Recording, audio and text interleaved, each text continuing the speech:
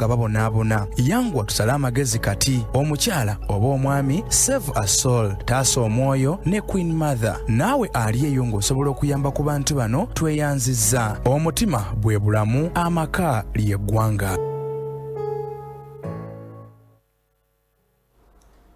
Kituufu ddala omutima bwe bulamu amaka ly'eggwanga. Amanya ndi Maishara Queen Mother, mami w'abalongi, okubanga kusako programu yaffe eya Save a Soul, taasa omwoyo. Oyinza okwewuunya ye ate Queen Mother akikoze atya. Njagadde ntandike mpola ne programu eyo eyaliko wiiki ewedde wa nsonga omwana oyo mulina mu studio live asobole okubanga akunnyonnyosa obulungi omanye ensonga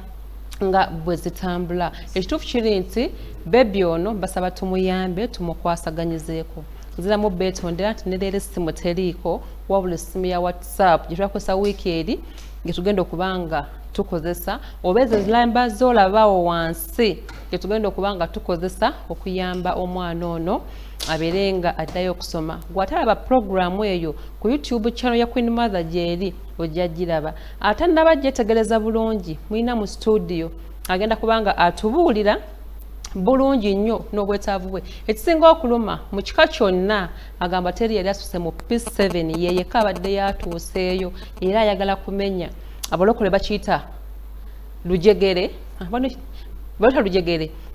At least ye asomoke ku banne alabe nti mu kika wabeerayo omuntu ayingidde secondary. Kwe kusaba ke kwayina mu abalabi baffe abalungi tulabe nga tumuzeeyo mu ssomero abeere nga asoma. Nsanyusa okulaba. Nawe okusisikana Queen Mother. Buuza ku balabi baffe. Abalabi ba UBC y'eggwanga nesiimye okuddamu kubasisinkana mu kaseera kano. Once again, amanya n'eddoboozi bampita Adikini Witin. Twesiimye nnyo okubanga mukyekuumidde ku UBC. Amiina. Bebi waffe ono ensonga ze tugenda kubanga tuddamuko kati naye nga kyetwetaaga mu byonna buyambi bwakuba nti agenda ku ssomero addeyo okuba nti asoma alabe nti afuna obulamu obulungi osobola okuyamba baganda. Kuddamuko kati nnyo emabega yadde agenda kutubuulira babazaala abaana bataano mu maama ne taata. Wadde nga taata alina abaana abalala be yaŋŋamba bwe mbaserabidde bali 14 abaana 14 naye ng'obusobozi tewali. Taata bamusiba olw'ensonga nti era nsonga z'abakyala kyamusuppulumako bunaku bw'omukyala ne bamusiba ali luzira. Abaana babuka ate ye mwana aliwo eyatuuka mu P7 banne bakumye mu P4 banne bakumye mu P5 ye at least P7 yagikola. Twagala tunoonye ssente agende mu secondary. Ekika kyonna teri yali asomose kantu ako. Tusaba otubuuliremuko kati nnyo naye nga kyonna ekiri omukwano gwange tusaba buyambi. Essimu ya studio kyakabi tenaba kutereera naye wiiki ejja mbasuubiza ejja kubanga eteredde tetugenda kubanga tufuna essimu direct. N'okkuba obedda mukuba naye temukuba ku ssimu eno tusindikako ssente. Okujjako alina message osobola ogisindika n'engisoma. Oba ennamba ya WhatsApp osobola okunsindikira right now eriko eya 0704 190 122.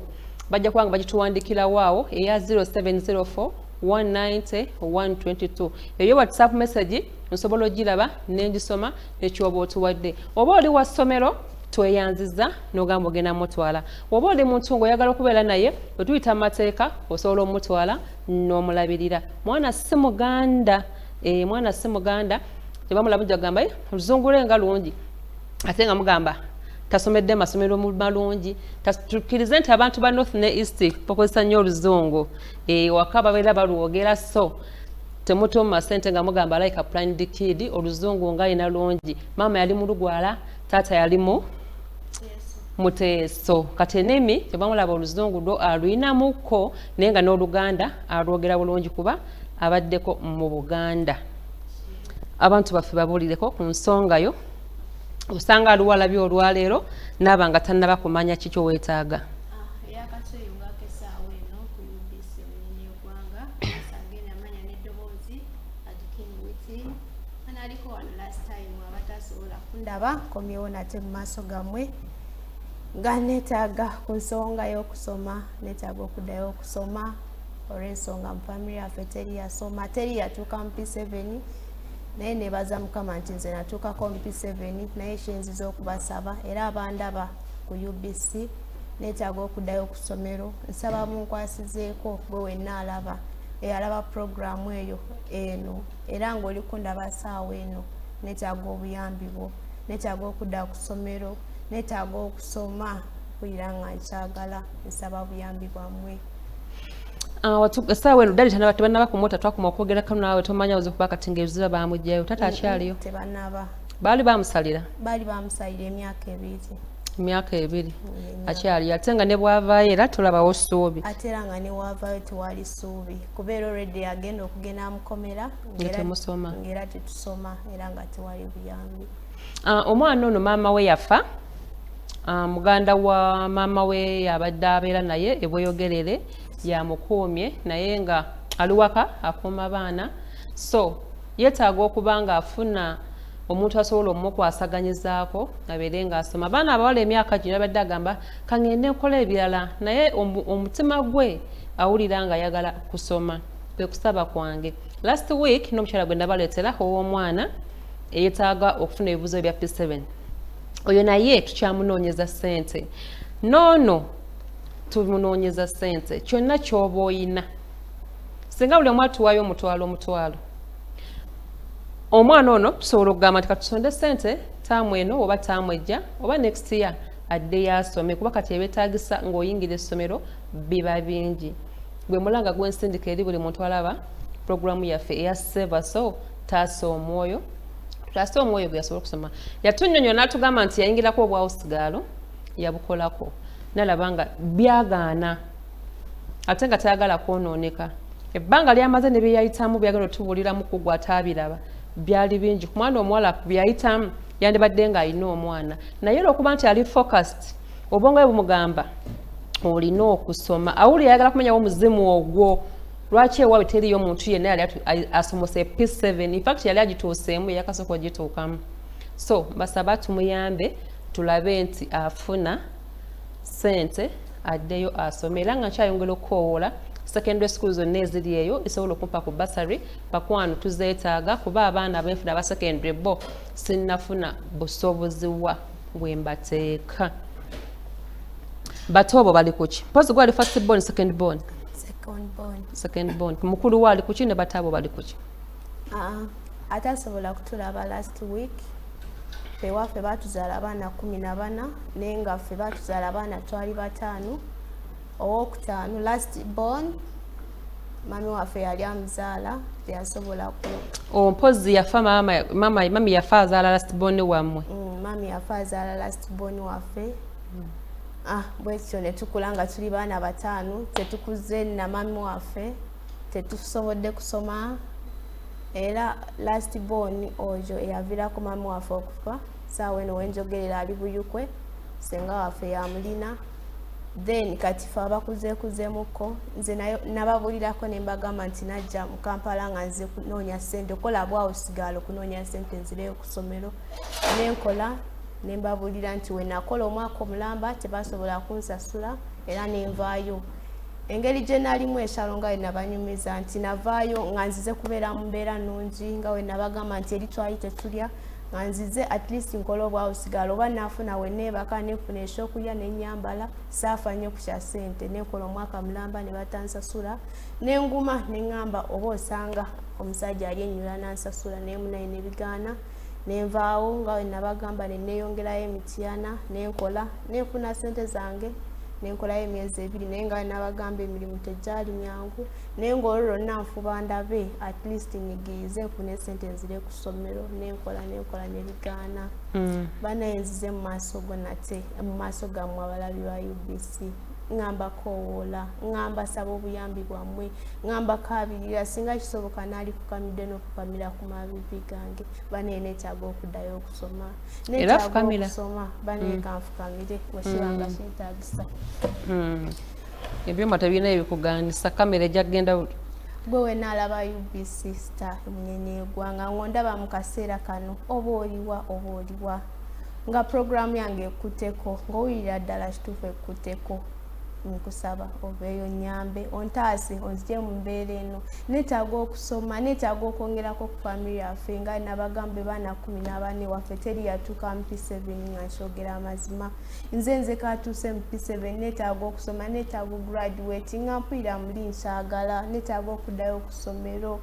kyeva nkobola buli andaba yenna ng'olina omutima omulungi ng'oyagaliza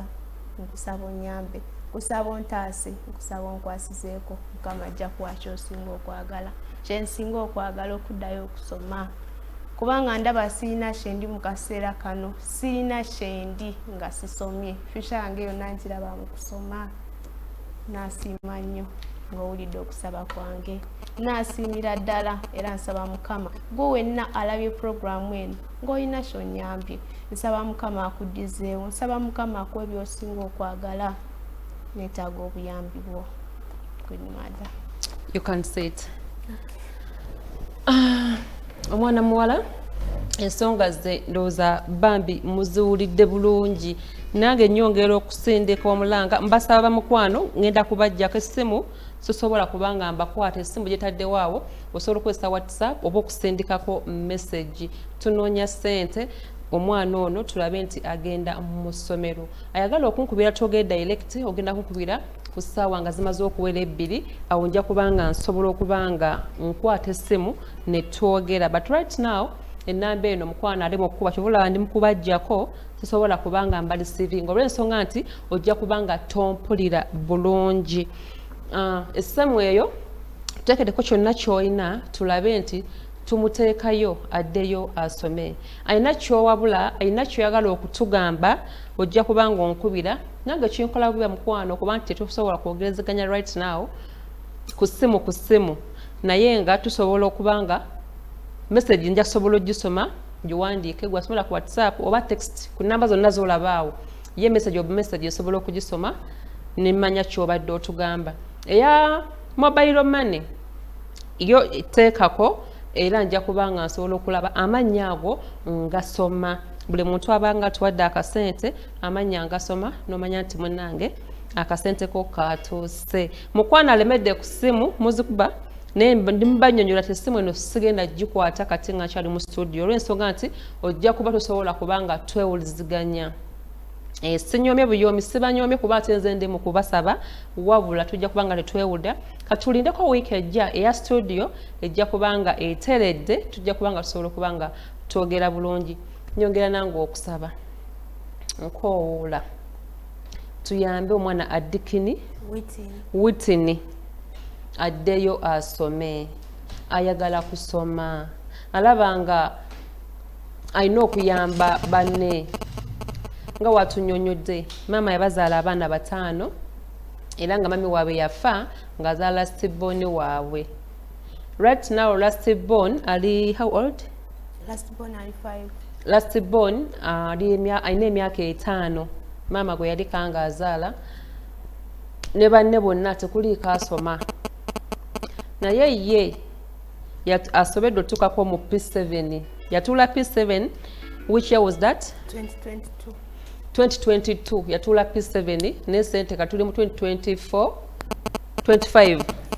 tuli mu 2025 tanaddayo kusoma kitegeeza amaze emyaka gye 3 nga tazzeeyo kusoma mukama wadde akyatuyambye tyamuwadde omubiri omutono newaddayo essaawa eno siniya wano agifiitingamu bulungi nnyo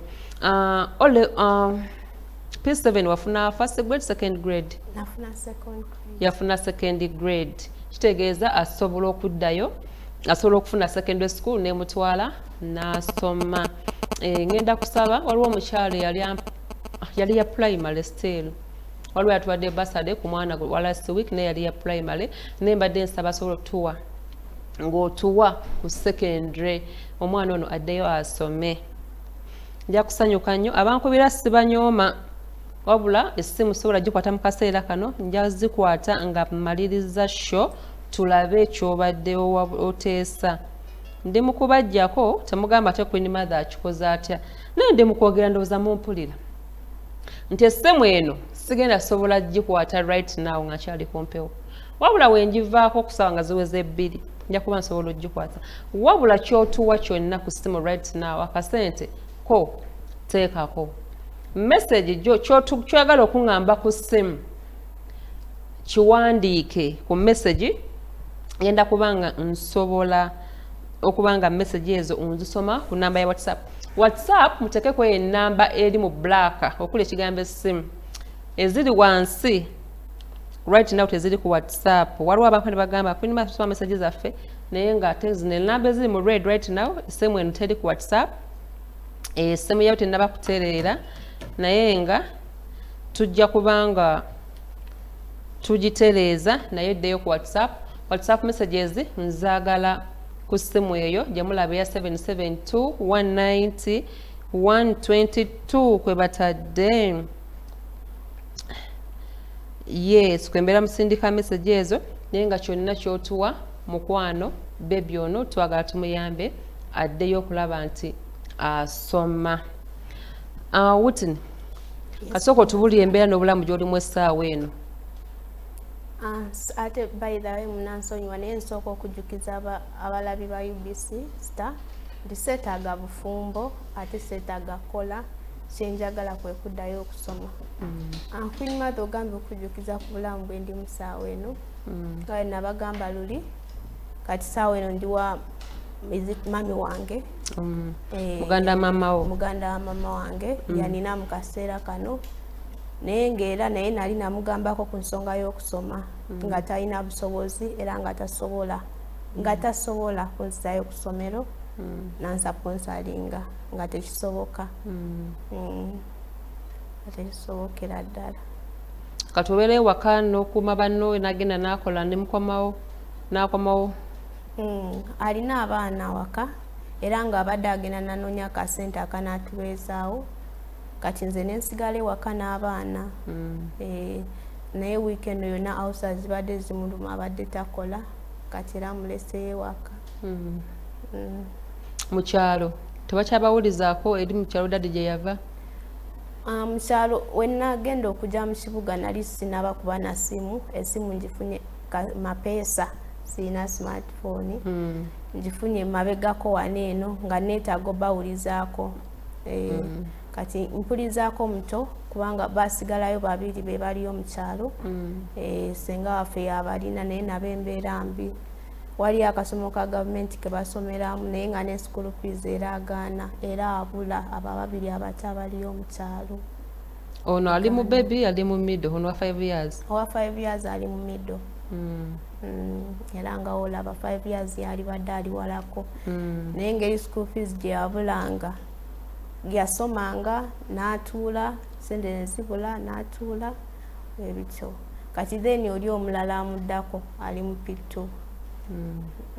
Embeera yeeyo embeera si nnyangu. Nja kusiima nnyo nga balabi ba UBC mumusaasidde nga munyambye at least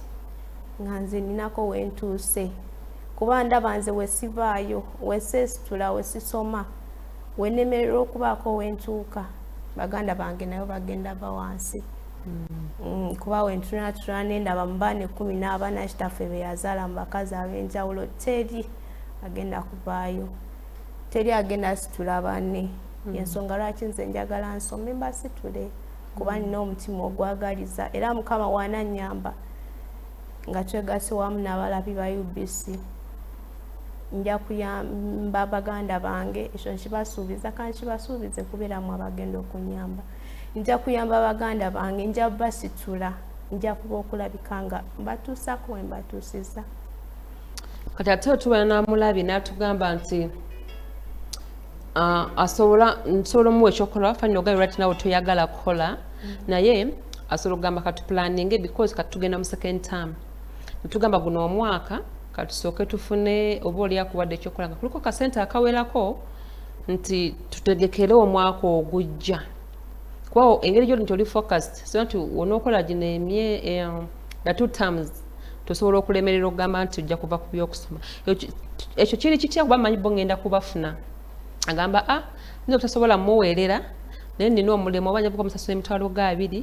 oba 10 oba 3 okusinziira omulimu gwe tunaba tufunye n'agamba nti kanzimuwe tubeere nga tuzitereka tuzitereke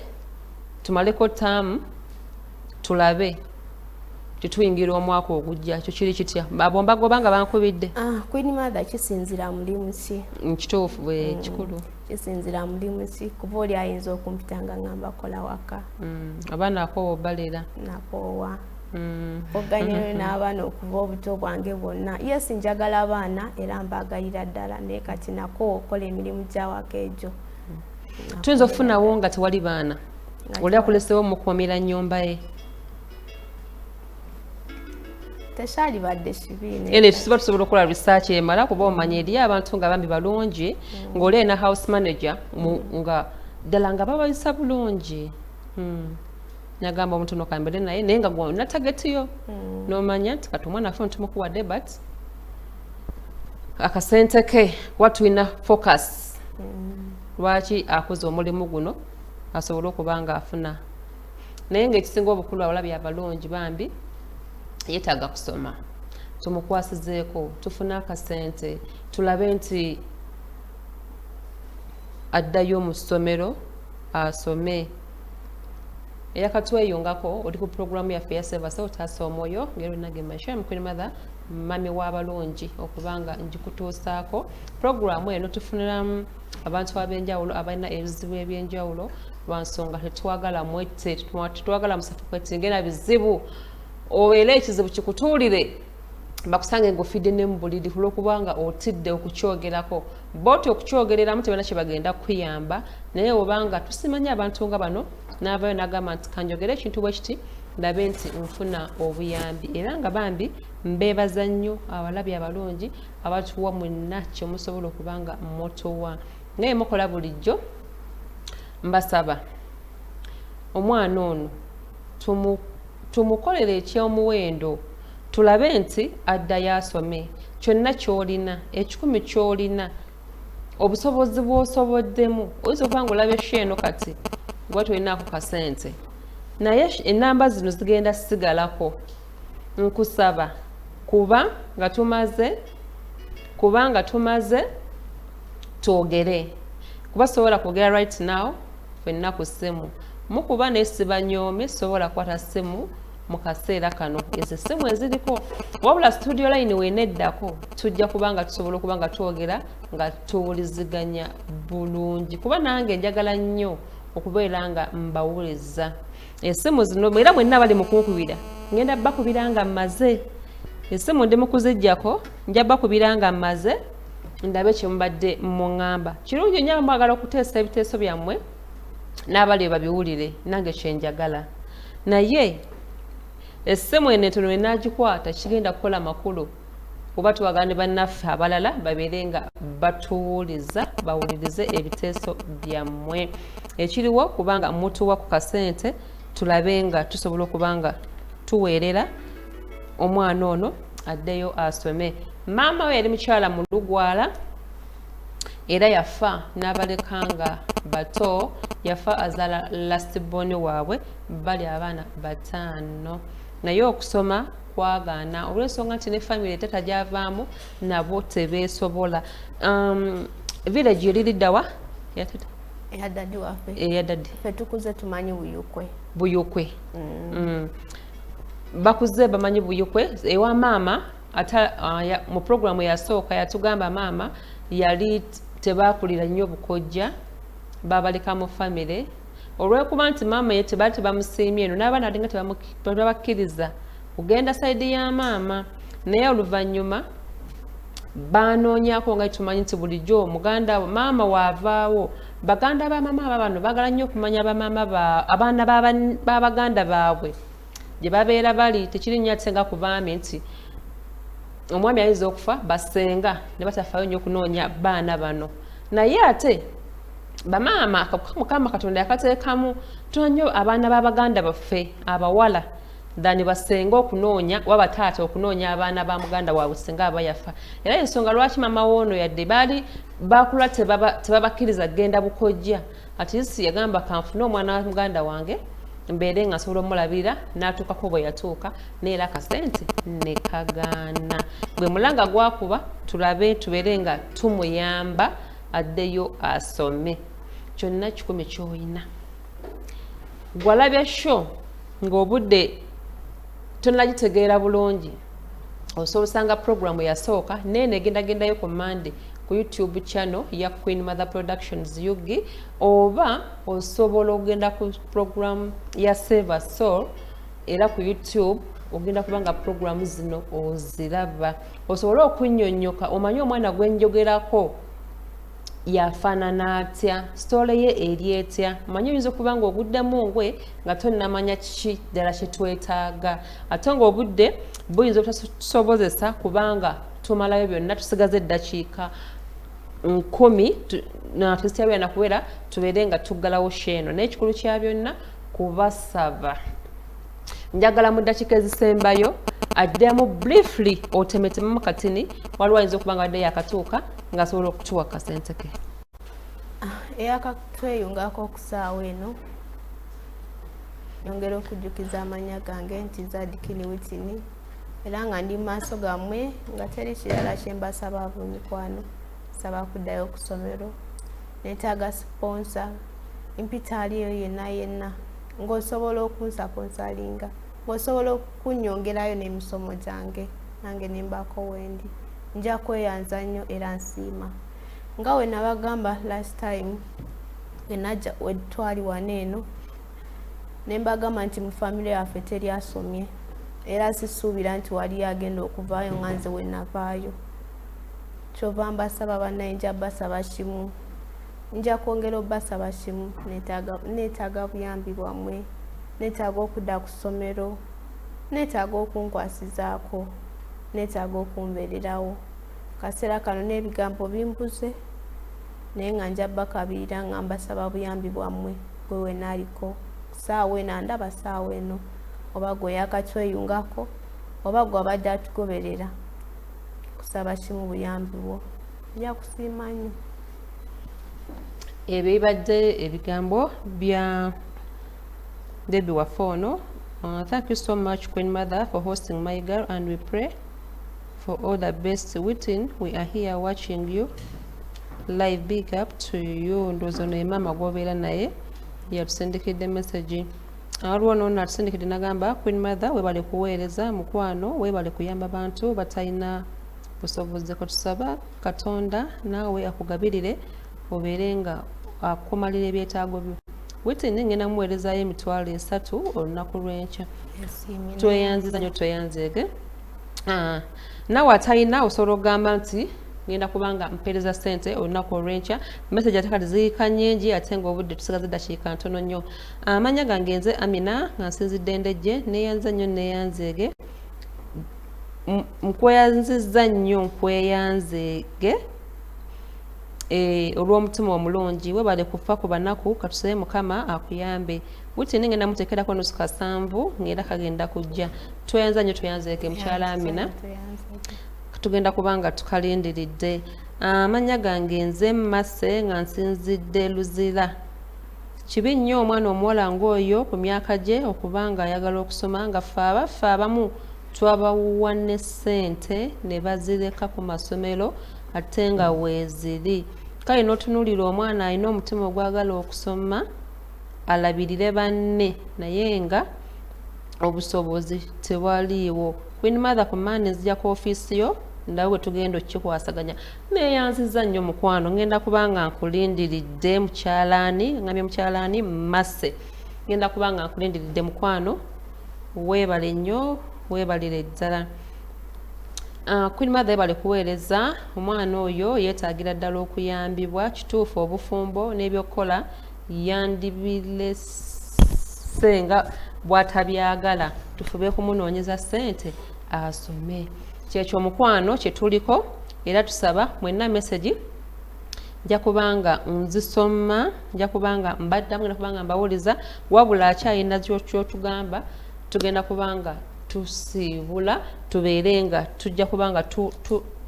tukoleganiza wamu, manyi mujja kubanga mutuwa. Bwe kiba nga kiganyeemu tusobola okugamba wiiki ejja Mukama singa anaabanga asobozesezza, kuba abantu abasinga kimanyi mwagala nnyo okubanga muwulira live. Essimu eneeba eteredde tujja kudda naye tumalirize ensonga eno manye eri yebali ewala naye nga tujja kubanga tumaliriza amasimu ngenda gakwata nga tumaliriza mu nsonyiwe Ssebanyooma mmwe bakama bange singa simmwe singa wano situulawo singa simmwe singa sheeno sitegenda mu maaso ensonga lwaki mbasaamu nnyo ekitiibwa neŋŋondera ebyammwe era mbagamba manya mbeetondera nti simusiganye buganyi bakwata naye mbasaamu mutima mulungi tukwate essimu zino nga nvudde ku mpewo lwa nsonga si ya studio tujja kubanga tetwewuliza abasindise ssente abasindise message tubeeyanziza nnyo tugenda kubanga tulaba ensonga ya Whitney nti egwa addeyo ku ssomero era nga tukyasondera ddala akasente n'omwana waffe wa last week akasente tukyakeetaaga kuba tamu egenda tandika naye ssente tezinnaba kuwera zijja babaleetera bonna naye ate kaŋŋambeyo ne kano waliyo abankubira amasimu Queen Mother nange njagala school fees Queen Mother munsaasire sinoonyeza bantu school fees sinoonyeza bantu school fees wabula mu bangi abo babeera bazze waliwo gw'otunuulira ng'otunuulidde soyo n'ogamba naye ono asaanidde bangi era abasinga mukuba temugamba nti ife nga tatufuddeeko nedda bamikwano waliwo ekisukkuluma ku kinnakyo n'ogamba kino katulabe engeri tugenda okubanga tukikwasaganyaamu mpozi mmwe abaamala O-level abaamala A-level nga mwagala kugenda mu institutes oyagala kugenda ku university mujje basari nzirina mujja kugenda musome osobola okunkubirako oba olina omwana ayagala kuyiga bya mikono oba olina omwana ayagala kweyongerayo ku university naawe alina bachelors ng'oyagala masters osobola okunkubirako naawe ayagala okusoma PhD university ez'enjawulo zatuwa basare osobola okuba nga tuzikolesamu oyinza ogamba lwaki Whitney semututteeyo n'asoma nayogeramuko naye namugamba oba tuteme tufune course gy'osobola okuba ng'osoma kwa certificate yaŋŋamba Queen Mother nedda ekyo sikyagala mulaba nti omwana ono ali determined nawulira nga ku lunaku nyagala musitula mutwala ewange tononoze ngenda mutwala ewange era kuba mpulaninga njagala mpulaninga nga namwe mukwasaganyizaako she's a good girl wano alina empisa so nakigaana nangamba Queen Mother kwana lingamba oba tuteme ayige afune ekyo omukono kyaba ayiga bambi yakigaana nangamba njagala nzireyo mu senior 1 maleko senior 4 ngende ku senior 6 banangi tomanya woyamba omuntu naye tomanya ali kuyambira wuwo yamba omwana nosanga Katonda kwagenda okusumulula emikisa gyo olwokuba nti oyambye so nengamba sigenda mukaka kyatayagala nangamba ali ready okusalako enviiri addeyo ku ssomero ng'omwana student wabeera ali ready okubikola ensonga lwaki nange neŋŋamba kamuzire mu bange tuteese tusonde addeyo asome ojja muwerayo omutwalo gw'emitwalo gwe oba muwerayo ttaamu emu mukama agenda akuyambirawo ng'agenda okulabirira ate abaana b'enkya ebyakatonda bibeera byanjawulo tugenda kuba nga tusiibula olunaku olwaleero kansuubire nti muli bulungi butunyumaze okusiibula abantu baffe masimu nandyagadde okwebaza bonna abalina kye batuwadde era nga tusaba mukama abaddizeewo naawe akyatuwa ate era nembajjukiza nti newe tuba tuvuddeko sinti tuba tuviiriddeko ddala tuba tukyetaaga obuyambi bwammwe tusiime nnyo abatuteereddeko abatusuubiza naawe atasobodde nsaba mukama akugabirire mubeere bulungi mweraba amiina ono omwana mulabamu okubanga ayinza okuba looya mulabamu nga ayinza okuba dokita wadde yaŋŋamba ayagala kusoma mawulire ayagala kubeera journalist nga Queen Mother mulabamu ebintu bisatu naye mukama ku ebyo agenda kufuna kyakola ki kyatuwa ku ebyo ebisatu yes ekitiibwa kya mukama mbadde Maishara mu Queen Mother era nga nebaza ttiimu gyenkuzinayo olwaleero oyo ye nsamba oyo nno mutabani wange mwana wangabi yabeera ku kamera naako ebifaananyi ebyenjawulo ne Michael mu control room Jacobo mu control room kamera gundi adde wanalazeewa Michael Sebalu bebako bifaananyi ebirungi byolengerera ewe yonna awo nno bonna nvuumulo wano mu kitongole kyaffe ekya UBC era ng'emirimu bagikwasaganya bulungi nnyo nsuubiza mwenna era neebaza mwenna ababadde ku ttiimu yaffe olunaku olwaleero ku mupiira tuzanyira aba PPDA batukubya golo 2 but alhamdulillah mu kusamba obulungi fe tusinze kalima bobwe muwasingira munne katwegumizaawo naye nga batukubya omupiira omwaka ogujja aba PPDA temutuwona tugenda kuba ku bagolo 10-0 badde Maishara mu Queen Mother mami w'abalungi tusenkana wiiki ejja essaawa zezimu olunaku lwe lumu mubeere bulungi mweraba.